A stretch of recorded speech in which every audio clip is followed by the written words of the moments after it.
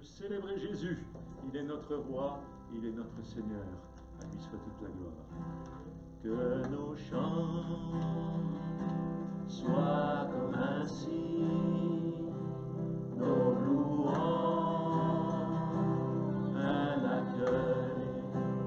Nous sommes là pour toi. Nous sommes là pour toi. Que ton souffle, Seigneur, que ton souffle vienne des cieux, nous remplir de ta vie. Nous sommes là pour toi. Nous sommes là pour toi.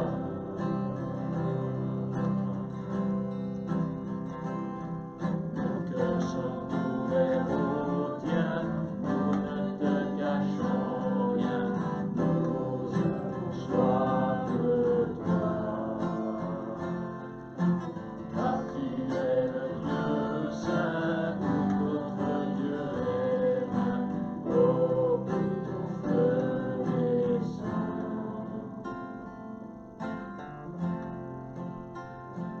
Que nos cris soient comme un hymne, que ton nom retentisse. Nous sommes là pour toi. Nous sommes là pour toi.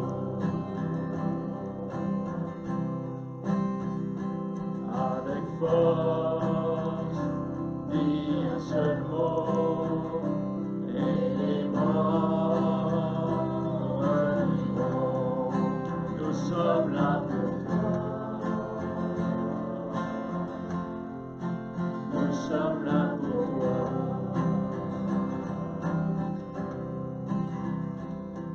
Nos cœurs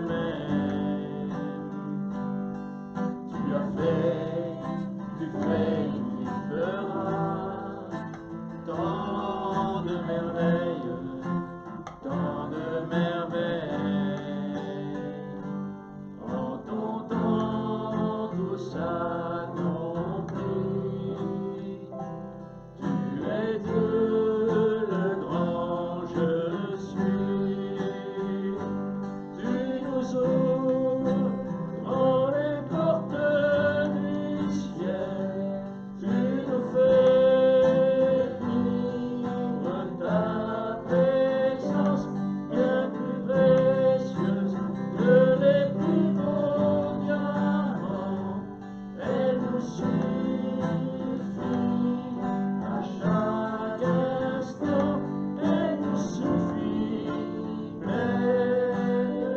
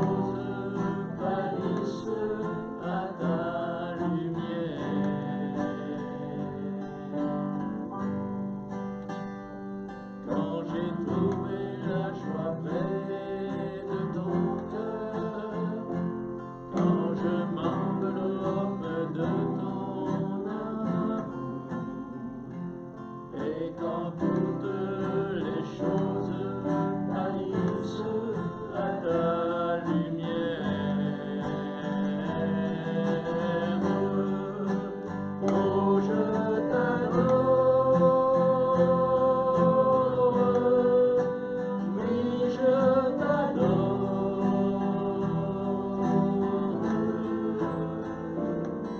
Si je dis Seigneur, c'est pour t'adorer.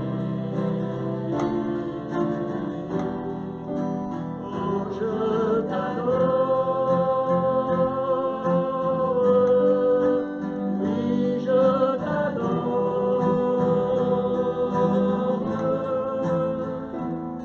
Si je dis Seigneur, c'est pour t'adorer. C'est la raison pour laquelle je vis. C'est la raison pour laquelle je vis. C'est la raison pour laquelle je vis. C'est la raison pour laquelle je vis. Pour t'adorer mon Dieu. C'est la raison. C'est la raison pour laquelle je vis. C'est la raison pour laquelle je vis. C'est la raison pour laquelle je vis. Pour t'adorer mon Dieu. Oh, je t'adore. Oui, je t'adore.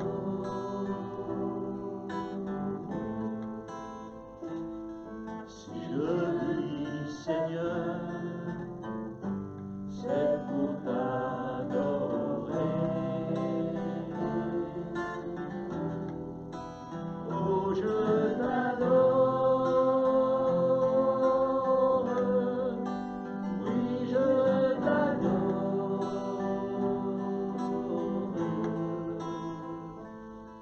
Si je dis Seigneur, c'est pour t'adorer.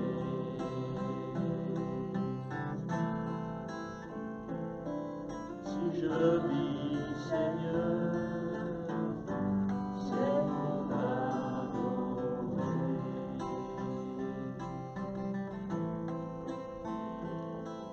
Si je dis Seigneur, c'est pour t'adorer.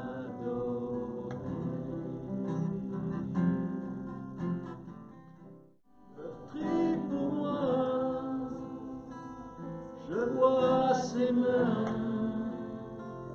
ses pieds percés, mon sauveur, moi attaché.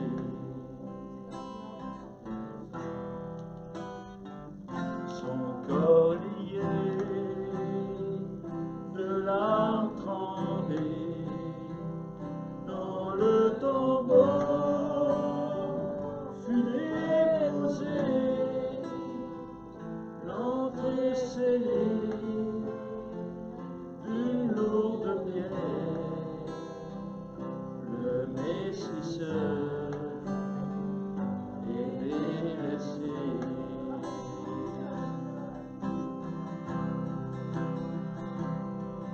Ô gloire au nom de notre Seigneur, gloire à son nom, à nous jamais nous chanterons sans fin tes louanges. Ô gloire à toi, ô Dieu.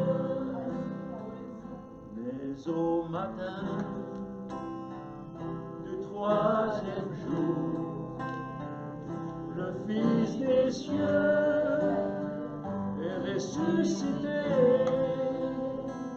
La mort n'est plus, elle est vaincue. Les anges acclament, Christ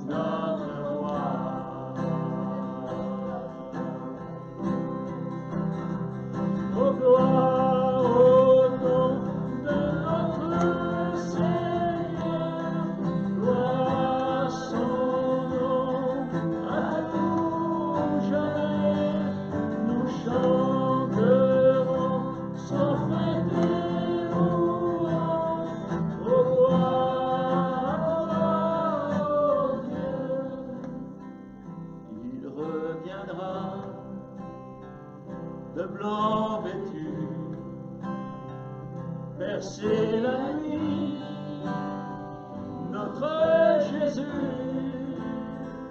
et je serai parmi les saints, t'admirer sa gloire sans fin.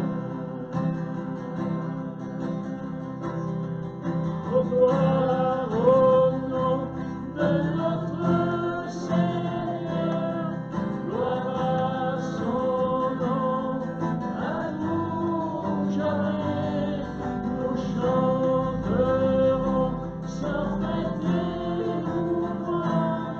Ô gloire à toi, ô Dieu,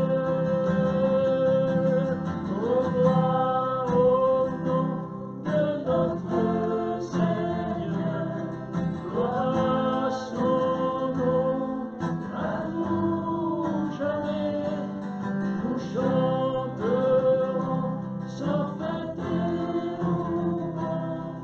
Ô gloire à toi, ô Dieu, ô gloire à toi, ô Dieu. Oh, gloire à toi, oh Dieu. Alléluia.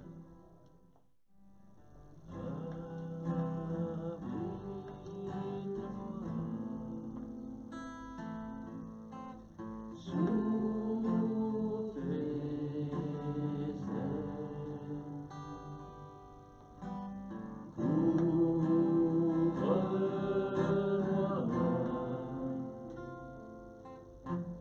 par ta main puissante, même si les océans se déchaînent, je les traverserai avec toi.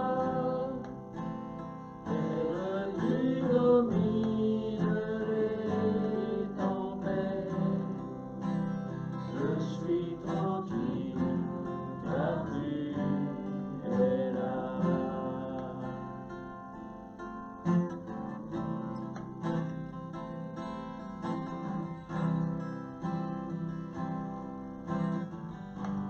En Jésus seul, en Jésus seul, je me confie. Il me donne force, calme et puissance, même si les océans se déchaînent, je les traverserai avec toi. Terre, tu domines les tempêtes, je suis tranquille, car tu es là. Même si les océans se déchaînent, je les traverserai avec toi. Terre, tu domines les tempêtes, je suis tranquille, car tu es là. Je suis tranquille, car tu es là. Je suis tranquille, car tu es là.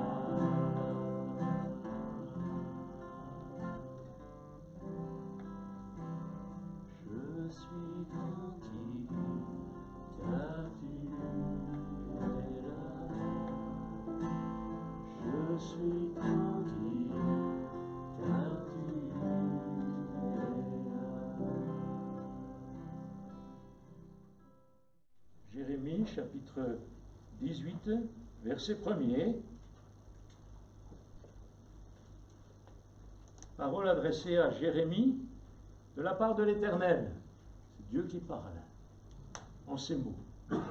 Lève-toi descends dans la maison du potier, et là, je te ferai entendre mes paroles. Est-ce que nous avons, nous aussi, ce matin, envie d'entendre les paroles du Seigneur? Amen. Hein? On a envie que le Seigneur nous parle. Alors Jérémie, il est descendu. Le verset 3 nous dit, je descendis dans la maison du potier. Et voici qu'il faisait un ouvrage sur le tour. Le vase qu'il faisait fut manqué, ne réussit pas, d'une autre version. Comme il arrive avec l'argile dans la main du potier, il en refit un autre vase, tel qu'il trouva bon de le faire. Et la parole de l'Éternel me fut adressée en ces mots, verset 6. Ne puis-je pas agir envers vous comme ce potier, maison d'Israël? Oracle de l'Éternel, voici comme l'argile est dans la main du potier, ainsi vous êtes dans ma main, maison d'Israël. Tantôt je parle à propos d'une nation ou d'un royaume, d'arracher, d'abattre et de faire périr. Mais si cette nation à propos de laquelle j'ai parlé revient de sa méchanceté, je regrette le mal que j'avais médité de lui faire. Et tantôt je parle à propos d'une nation ou d'un royaume de bâtir et de planter. Mais si cette nation fait ce qui est mal à mes yeux, sans écouter ma voix, je regrette le bien que j'avais eu l'intention de lui faire. Parle maintenant aux enfants de Juda et aux habitants de Jérusalem, et dis, ainsi parle l'Éternel. Amen. Ainsi parle l'Éternel. C'est la parole de Dieu. La parole de Dieu, elle est la vérité, et on veut le laisser nous parler. On veut faire comme Jérémie ce matin. On veut dire, parle-nous, Seigneur. On veut entendre ta voix. Dieu désirait enseigner une vérité biblique à son serviteur. Et je crois que Dieu veut nous enseigner aussi la vérité. Combien le monde a voulu nous tromper, combien le diable a voulu nous tromper en nous faisant croire que ce que nous faisions c'était bien. Mais on sait très bien que ce n'est pas la volonté de Dieu et nous avons besoin d'être enseignés dans la vérité, dans la volonté de Dieu. Et pour cela, eh bien, Dieu va inviter le prophète Jérémie à se rendre chez le potier au coin de sa rue. Je ne sais pas si vous avez déjà vu un potier travailler pour comprendre l'étendue de l'enseignement. Devons nous imaginer un peu le potier dans son atelier, le potier qui est là avec sa masse d'argile et puis qui essaie de faire quelque chose avec cette masse d'argile. Il imagine un vase magnifique. Déjà dans son imagination, dans sa pensée, il voit le vase terminé. Il ne voit pas que ce morceau d'argile informe qui ne pourrait servir à rien. Il le voit déjà terminé, il le voit déjà magnifique, merveilleux, bien brillant là sur l'étagère. Il le voit terminé. Il possède toutes les qualités pour donner à ce tas de boue là sur son tour toutes les chances de réussite. De rien, le potier est capable de créer un vase merveilleux qui sera unique. Qui sera unique, parce que ce n'est pas un travail en série. Il les fait les uns après les autres. Donc forcément, il est unique. Et il ne rêve pas de quelque chose d'inaccessible pour lui. Il rêve de quelque chose dont il maîtrise bien la matière.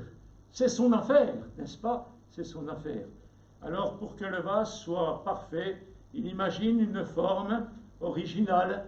Il songe à son éclat. Il a déjà une idée, bien sûr, des meilleures dimensions qu'il va devoir donner à ce vase. Et ensuite, eh bien, il va prévoir aussi son usage, parce que le vase ne va pas être forcément le même en fonction de l'usage qu'il aura par la suite. Donc vous imaginez un petit peu le projet, le plan qu'il est obligé d'établir à la base avant même de concevoir le vase. Il prévoit déjà la place d'honneur qu'il tiendra dans la maison. Ce vase, il est fait pour aller à tel endroit. Ce vase, il est fait pour servir à telle ou telle mission. Et ce vase, eh bien, c'est toute sa fierté. C'est toute sa fierté, mais c'est aussi toute sa peine. Il y met, c'est un labeur, son travail, c'est pas facile. Il y met tout son être. Les jeunes diraient les tripes. Il s'y donne à fond. Dans notre texte, Dieu se présente un peu comme ce divin potier, n'est-ce pas? Et l'argile, eh bien, elle représente, bien sûr, vous l'avez compris, nos vies. chacune de nos vies, que eh bien, nous pouvons, si nous le souhaitons, abandonner entre les mains du Seigneur. Et nous savons que de cette argile, qui ne sert à rien, qui est informe, il est capable de faire quelque chose de merveilleux. Alléluia! Il est capable de faire quelque chose de glorieux, de la même façon que l'argile est extraite de la terre. Eh bien, l'homme, la Bible nous dit, il est tiré de la poussière. Tiré de la poussière. Nous ne sommes rien à la base. Nous ne sommes rien. À part les humanistes qui disent que l'homme est quelque chose, mais ce n'est pas ce que dit la Bible. La Bible dit que Dieu nous a tirés de la poussière. Nous ne sommes rien. Et tout comme le potier va manipuler son argile, eh bien Dieu veut travailler aussi nos vies. Alléluia. Il veut faire quelque chose de merveilleux avec toi, mon frère. Il veut faire quelque chose de merveilleux avec toi, ma sœur. Est-ce que nous le voulons? Est-ce que nous le voulons? Est-ce que nous voulons dire, Seigneur, fais de ma vie ce que tu veux. Seigneur, je suis cette argile. Je suis sur ton tour. Et je suis prêt à me laisser façonner pour faire cette œuvre merveilleuse que tu vas accomplir en moi. Alors, si l'argile représente nos vies, premièrement, nous devons bien comprendre qu'un morceau d'argile, s'il n'est pas malléable, il ne sert à rien. S'il est dur comme du bois, il n'y a rien à faire.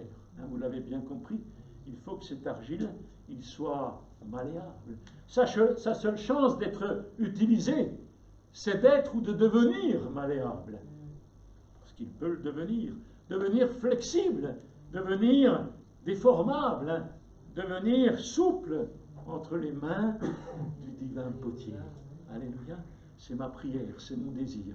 Que nous soyons tous, vous et moi, souples entre les mains du divin potier. Qu'il puisse faire avec nos vies tout ce qu'il a prévu de faire. Alléluia, qu'il puisse réaliser avec l'argile que nous sommes, eh bien, ce vase merveilleux qu'il désire concevoir. Et l'unique occasion de réussite pour une masse d'argile informe, inutile, eh bien, c'est de s'abandonner.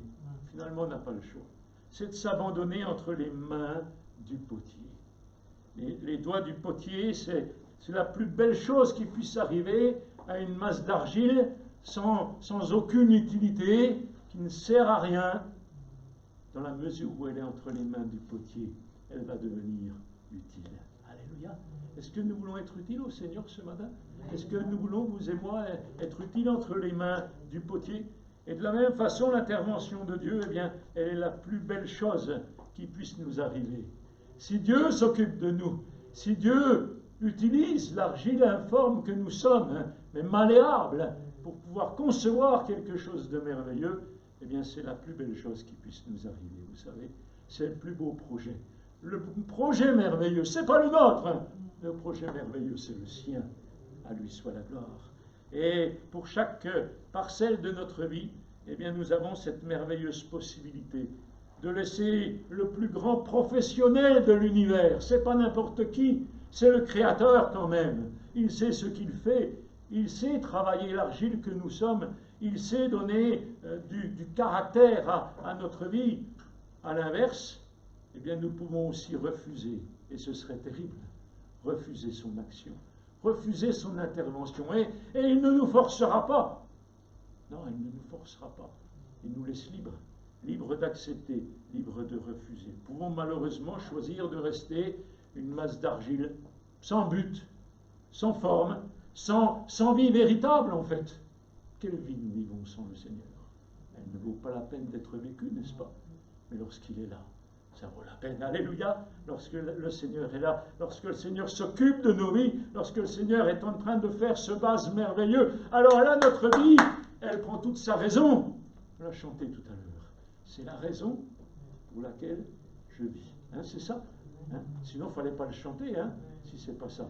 Mais en tous les cas, je souhaite de tout mon cœur que ce soit également votre raison de vivre, pour louer le Seigneur et pour adorer Jésus, et rien d'autre. Deuxièmement, l'argile, il est sur le tour. Il est sur le tour. Il a fallu que l'argile soit sur le tour. S'il l'avait laissé où il était, eh bien, il n'aurait jamais pu le travailler. Lorsque Jérémie se rend chez le potier, il ne découvre rien de bien sensationnel, rien de bien nouveau. Seulement, Dieu voulait que le prophète prête attention à certains détails importants et qui ont aussi de la valeur dans notre vie. ceux de la vie courante finalement, qui paraissent parfois même insignifiants, qu'on ne remarque même pas. L'artisan va déposer une boule d'argile au centre du tour. Pas sur les côtés, ça ne pourrait pas fonctionner, mais il le dépose au centre du tour, qui se met à tourner sur lui-même à une grande vitesse, mais une vitesse régulière. Et délicatement, le potier va se mouiller les doigts et façonner, donner la forme qu'il souhaite, la forme de son projet, la forme de son rêve. Il réalise sa pensée, ce à quoi il avait réfléchi depuis si longtemps. Vous savez que Dieu a des projets. Il a des projets pour nous, hein. C'est aussi dans les livres de Jérémie. Des projets merveilleux, des projets de vie, des projets d'espérance, des projets d'abondance, alléluia. Et notre désir, eh bien, c'est que ces projets divins puissent s'accomplir pleinement dans nos vies. Tout cela a pris naissance avec une simple idée dans le cœur du potier. Et la matière première, ce n'est qu'un morceau d'argile. Ce n'est pas la matière première qui va apporter l'idée, non. L'idée, elle est dans le cœur du potier. Et la matière première, c'est ce que le potier va travailler. Comprenez que ce n'est pas nous qui allons façonner nos vies. Ce n'est pas l'homme qui va façonner sa vie. Chaque fois que l'homme a essayé de façonner sa vie, c'était un échec, c'était une ruine. Vous savez bien, c'était notre vie avant de connaître Jésus. À partir du moment où nous avons rencontré le Seigneur, alors nous abandonnons notre vie entre ses mains. Et c'est lui qui la façonne. Alléluia. C'est lui qui l'amène à son projet. Dieu aspire plus que tout au monde à faire de nous des vases d'honneur. Il veut tous que nous soyons des vases d'honneur pour sa gloire. Depuis toujours, il songe aux merveilleux projets qu'il pourrait réaliser avec nos vies. Si nous voulons simplement lui abandonner nos vies, dire Seigneur, je m'abandonne entre tes mains, eh bien il va faire quelque chose de merveilleux avec nous. Nous n'avons plus rien à perdre, mais plutôt tout à gagner à nous abandonner entre les mains de Jésus, à abandonner toute notre vie totalement entre ses mains, disons Seigneur, sers-toi de moi. Je ne veux pas accomplir ma volonté, je vais perdre mon temps, je vais gâcher ma vie. Non Seigneur, c'est toi que je veux servir, c'est toi que je veux honorer.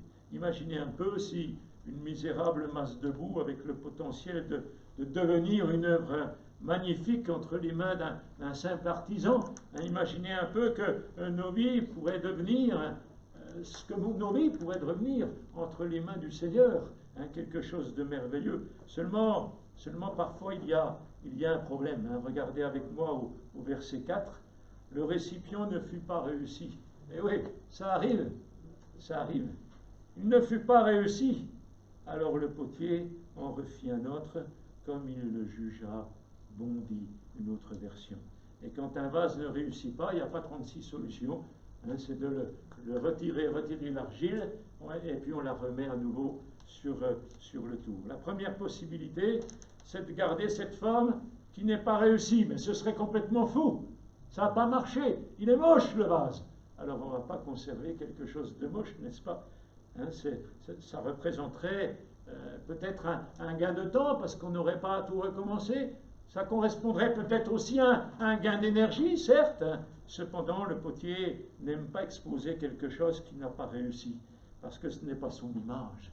N'oublions pas qu'il façonne nos vies à son image, n'est-ce pas? Et quelle image merveilleuse, l'image de Dieu en nous.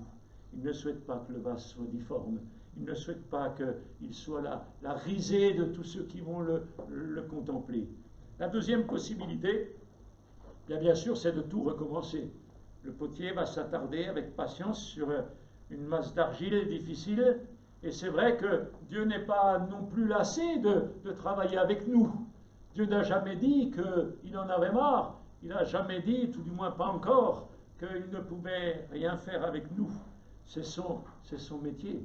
Cependant, eh bien, c'est dans la mesure de notre malléabilité, on l'a dit tout à l'heure, que eh bien, nous allons retarder ou accélérer le plan de Dieu dans nos vies. Un potier qui recommence sans cesse ce qui ne marche pas, il ne va pas beaucoup avancer. Il ne va pas obtenir le résultat qu'il attendait.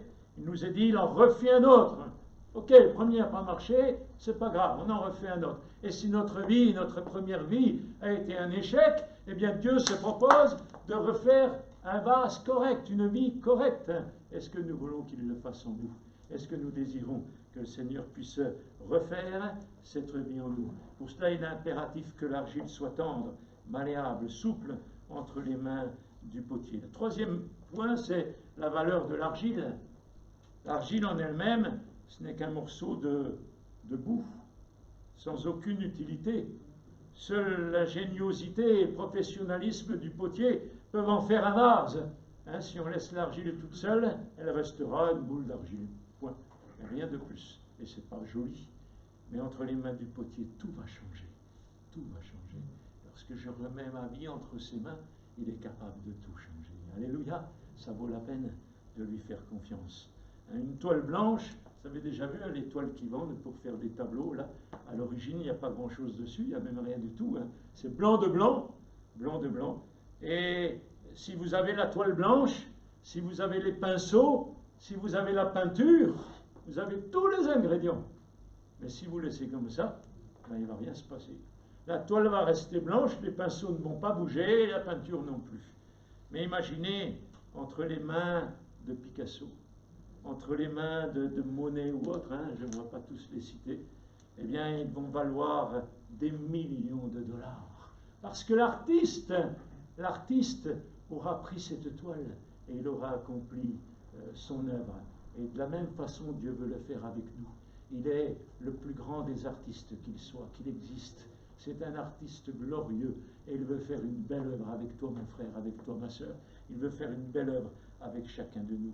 Laisser là sans rien faire ne serait complètement inutile, ne servirait à rien. Nous avons besoin que Dieu se saisisse de nous. Nous avons besoin que Dieu puisse faire son œuvre en nous. Nos vies, elles sont semblables à des millions de boules d'argile perdues sur la surface de la terre. Personne n'y prête attention, personne ne s'y intéresse. Hein. Seulement, le divin potier.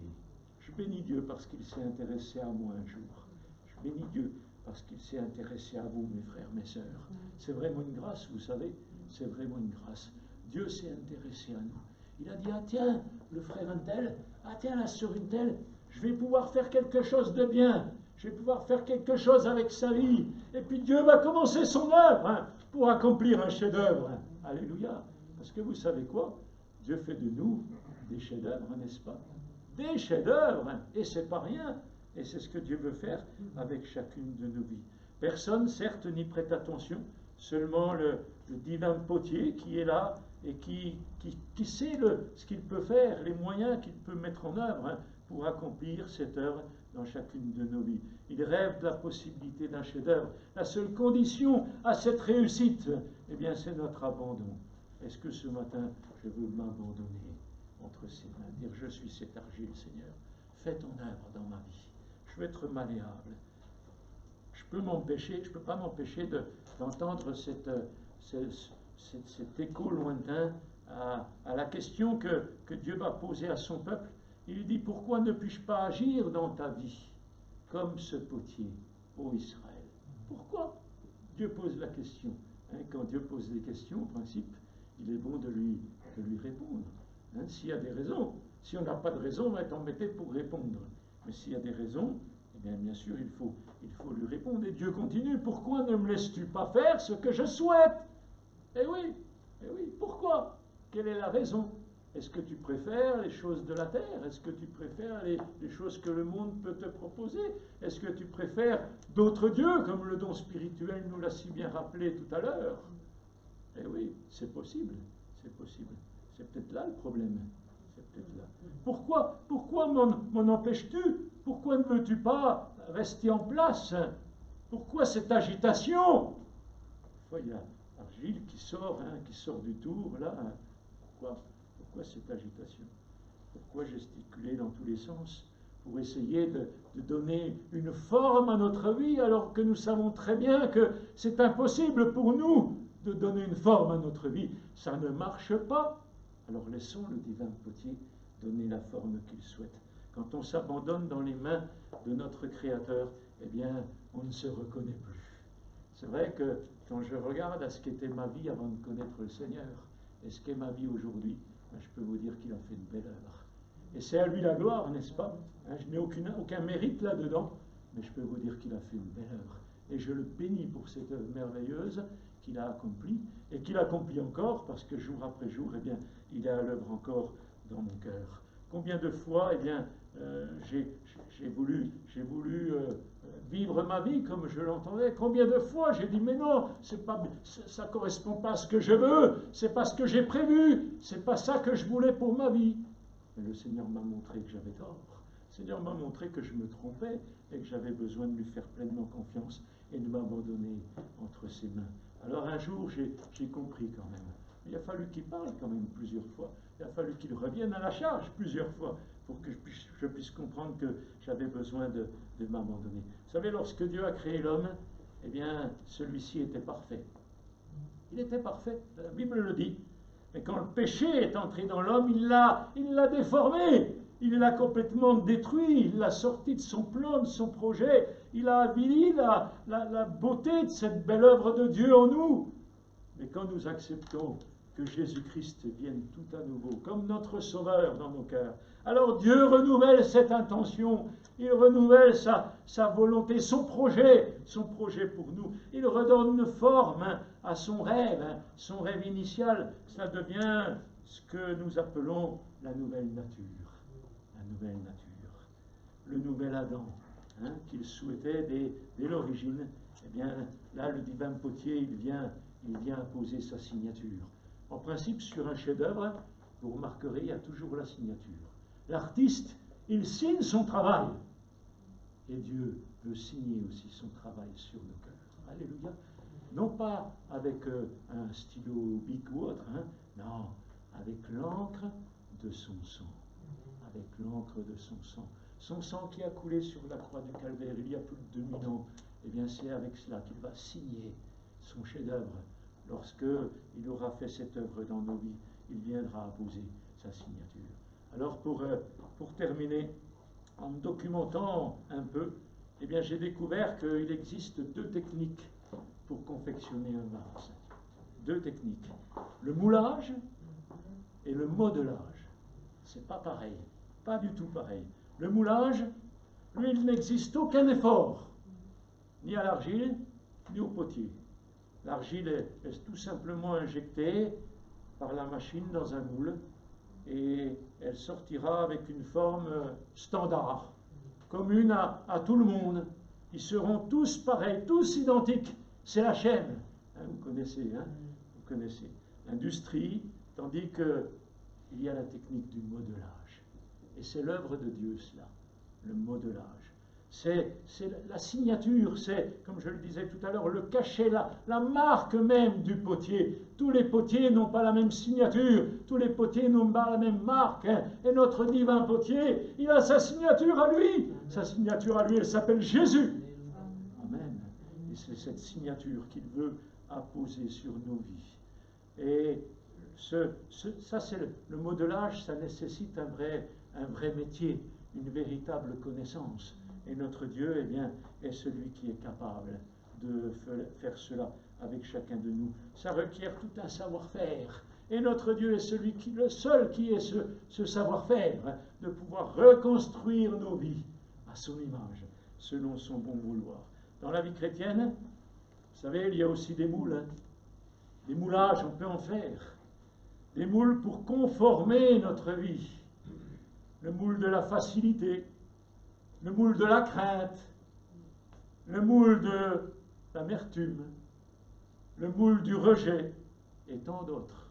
On peut en énumérer des dizaines. Ils sont nombreux, ces moules. Ils sont redoutables. Et lorsqu'on enferme notre vie, eh bien on en ressortira forcément quelque chose de stérile, quelque chose qui ressemblera exactement aux autres. Mais ce n'est pas le plan de Dieu. Ce n'est pas cela la volonté de Dieu. Même parfois, on essaye de donner une valeur, comment je pourrais dire cela, chrétienne à notre vie. Alors on prend notre vieille vie et puis on essaie de l'améliorer un peu, on essaie de la retoucher. On pense que parce qu'on va aller à l'église, les choses vont changer. Mais non! Les choses, elles ne changent pas parce qu'on va à l'église. Les choses, elles changent lorsqu'on laisse Jésus entrer dans notre cœur, lorsqu'on laisse le Seigneur faire son œuvre dans chacun de nos cœurs. J'ai vu des gens qui sont allés à l'église pendant des années, ils n'ont jamais changé de vie.